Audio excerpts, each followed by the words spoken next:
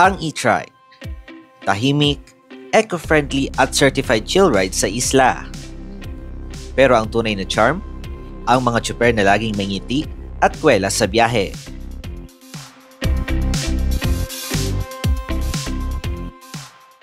Hello everyone, it's me again Raymart at sa episode na ito, atin namang kausapin at tanungin ang mga e-trike drivers kung paano nga ba ang buhay ng isang tsuper dito sa isla ng Boracay.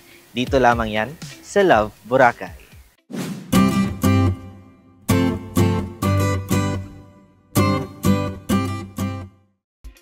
Ang e-trike ay pangunahing transportasyon sa isla, isang sasakyang akma sa patakarang pangkalikasan ng Boracay.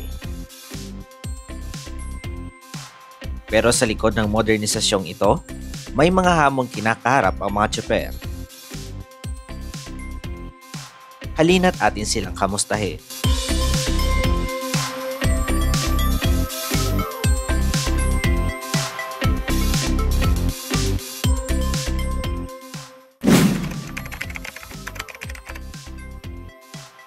Ako, taga Madalag, Agustos Nadwa, ako nga pangalan. 2002 December, ako nag-umpisa. From Negros, mga 2 years. Arnel at Jinsa, taga Yapa. Matagal na, mga 2012. Ako ay si Noy Espanueta. Ako ay native ako ka Antique pero dito ako pag-asawa sa Boracay. Ako si Manuel Ticot, taga Negros. Nag-start na ako ng last na May. Mga May, June, July, August, mga 3 buwan ko lang. Sir, may hina talaga, sir. Dahil sa sobrang dami na namin. Okay pa naman.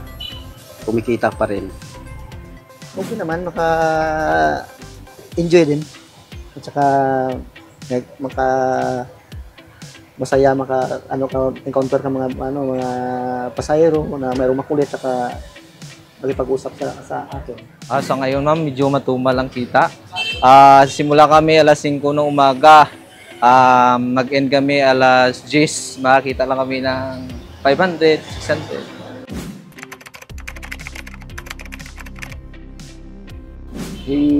Alin ako sa Manila, yung try ko lang, kung mauno yaro pangita bilang isang driver, okay man, mga buhi man pamilya makapatuon. Nagsimula ako dito nung may sasakyan yung pinsan ko, nag-extra muna ako, saka nang tumagal, naging regular na ako dito sa sa sasakyan. Tapos maganda kasi yung sa e-trike kasi wala kang hindi mo hawak mo yung oras mo.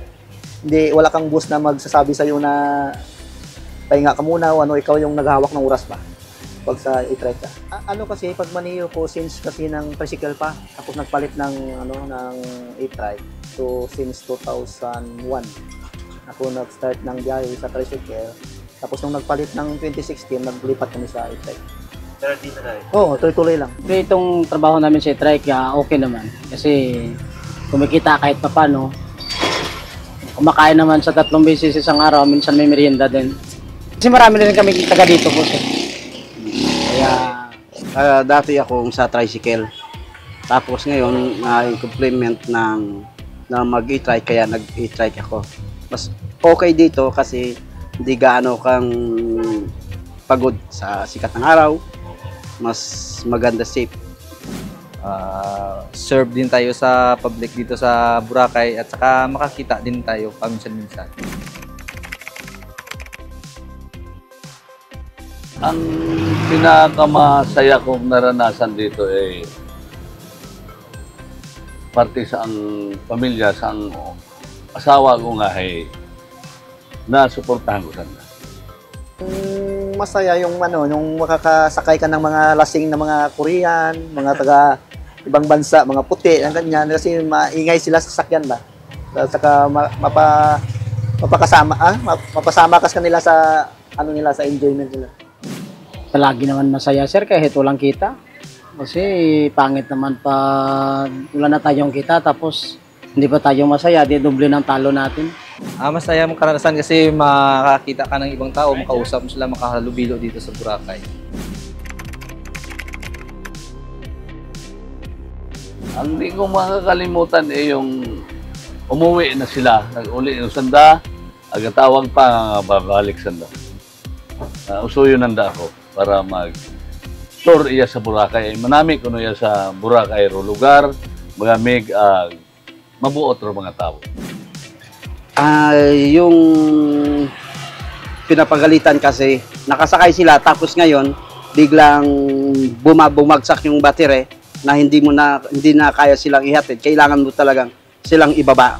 Kaya siyempre pagsasabihan ka na bakit mo kami sinakay na hindi naman pala kaya yung baterya mo. Ano naman, yung best experience lang, yung minsan nag-aaway sila sa sa loob ng sasakyan. Yung mga hindi nagtatapuan na mga magkasintahan, yun naman minsan mga experience na maranasan. Kasi masaya sila makausap kapag share ka ng problem sa kanila. Mabait ang mga tao dito, mabuot siyempre kakita kami pag mahugod ka. Kung tamad ka ay wakat mo. Siyempre sir, Boracay is the best. White sand eh. Kaya kung baga sa ibang island, tsaka kaiba. Tsaka mababait din yung mga tao dito. Tapos mga ganda pa, katulad ni ma'am. Dito po tayo kumikita sa Boracay. Tapos napakagandang lugar na to. Kasi sa Boracay kasi, mawala yung matatanggal yung mo dito pag nandito ka, stress. Natanggal. Kahit na may nakita, tatawa ka pa rin. Dahil sa, sa mga makikita mo sa paligid ng Boracay. Saka sa maputing buhangin. Dito ko nagtatrabaho sa Boracay. Dito ako nakapagpadala ng pera sa amin, makatulong sa aking anak. Sa kabila ng lahat, patuloy na kumakayod ang mga e-trike drivers. Dahil para sa kanila, ang e-trike ay hindi lang sasakyan. Ito ang gulong ng kanilang buhay. Huwag kalimutang i-like at i-follow ang aming Facebook at YouTube page at i-comment down kung meron kayong greetings at kung hanggang saan nakarating ang video na to. Sa muli, ako si Raymart at ito ang Love Boracay.